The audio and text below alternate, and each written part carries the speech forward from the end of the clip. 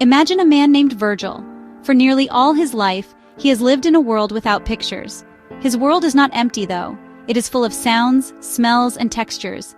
He knows the warmth of the sun on his skin. He can feel the rough bark of a tree and the smooth surface of a stone. He recognizes his friends by the sound of their footsteps or the melody of their voices. His blindness is not a darkness, but a different way of knowing the world. For him, this is normal. He has built a life inside this world of shadows, a life full of its own kind of beauty and understanding. He is comfortable and confident in the world he knows. Then, a miracle happens. Doctors perform a surgery, a delicate dance of skill and hope. They tell Virgil that he might be able to see. The bandages come off, and for the first time in decades, light floods into his eyes. But what he experiences is not a glorious burst of clarity. It is a storm, a chaotic jumble of colors and shapes, a confusing mess with no meaning. He sees movement and light, but he cannot understand it. A face looks like a strange blob. A cat running across the room is just a streak of color. The world he once knew so well by touch and sound has been replaced by something overwhelming and frightening. Virgil expected to see a beautiful world, but instead he feels lost. He tries to connect what his eyes are showing him with what his hands have always told him. He might see a set of stairs, but he doesn't trust them until he touches them with his foot. He can't recognize his own dog until he hears its familiar bark or feels its soft fur. It is as if he has been given a new language but no dictionary to understand it. He still acts like a blind man, often closing his eyes to find his way, because the world of touch and sound is still where he feels safe. He is caught between two worlds, unable to fully leave the old one and not yet ready for the new. This difficult time is what one wise doctor called a limbo, a space between two lives. To truly see, Virgil must do more than just open his eyes. He must let go of his old self, the blind man who navigated the world so skillfully.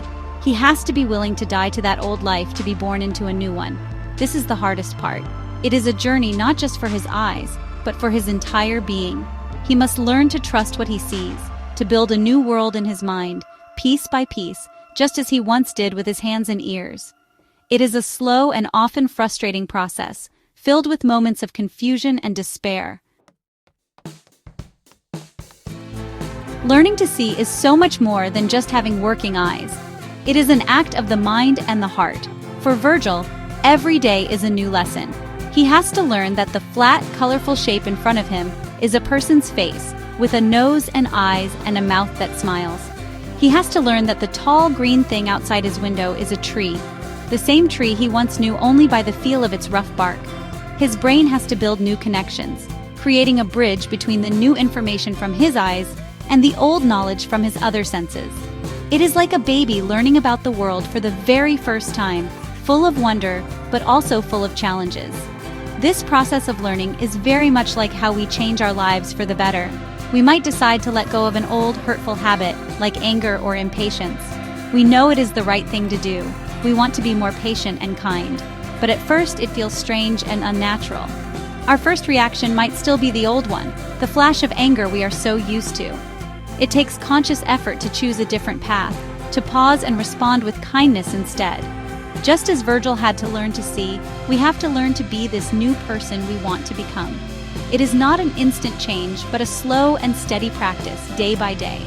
Think of it this way. Virgil had to learn that an object looks different from far away than it does up close. He had to learn that shadows change the way things look. In the same way, when we try to change, we must learn new perspectives. We must learn to see a difficult situation not as a reason to fall back into old habits, but as a chance to practice our new way of living. It requires us to be gentle with ourselves. Virgil didn't learn to see everything in one day. Some days were harder than others. Likewise, some days we will struggle to be the person we want to be, and that is okay. The important thing is to keep trying. This journey of learning to see is a beautiful picture of what it means to be transformed. It shows us that real change is not just about stopping one thing and starting another. It is about changing how we think and how we perceive the world.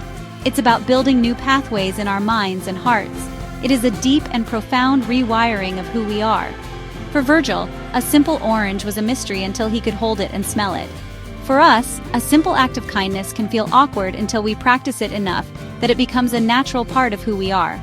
It is a journey of learning to see the world, and ourselves, with new eyes. The struggle to see is not just about making sense of shapes and colors, it is also about opening our hearts to a new way of being. When we decide to change our lives, to leave behind fear and embrace hope, we are doing something very similar to what Virgil did. We are choosing to see the world through a new lens. For so long, we may have seen the world as a scary or unfair place. We might have built walls around our hearts to protect ourselves. We learned to live in a world of emotional shadows, just as Virgil learned to live in a world of physical shadows. It felt safe and familiar, even if it was lonely. But then, something calls us to a new life, a moment of grace, a kind word from a friend, or a deep desire for something more. We decide to take down the walls. We decide to try to see the good in people, to trust again, to live with an open heart. At first, this new world can feel just as confusing and overwhelming as the world of sight was for Virgil. Being vulnerable feels risky. Showing kindness when we expect rejection feels strange.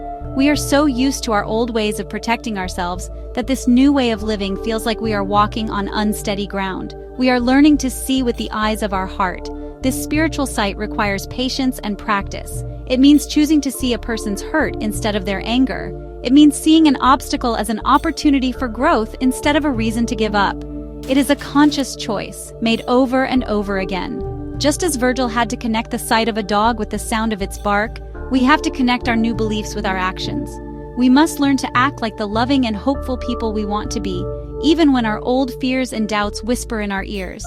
It is a daily decision to walk in the light, even when the shadows feel more familiar. And just like Virgil, we cannot do this alone. He needed his family and doctors to guide him, to name the objects he was seeing, to reassure him when he was scared. We also need support. We need friends, family, or a faith community to walk with us. They can remind us of who we are becoming. They can encourage us when we stumble. They can help us see the progress we are making even when we can't see it ourselves. With their help, we learn to trust this new way of seeing, this new way of living. Slowly, the confusing world of the heart begins to make sense, and we find a new kind of peace and joy we never knew was possible. In the end, the journey from blindness to sight is a story of hope. It reminds us that no one is ever stuck forever in their old ways. It doesn't matter how long we have lived in the shadows of a bad habit, a deep-seated fear, or a hardened heart. There is always a possibility for a new beginning. Just as surgery opened Virgil's eyes to a world of light, a decision of the will can open our lives to a world of love, joy, and peace. It is a promise that we can all be made new.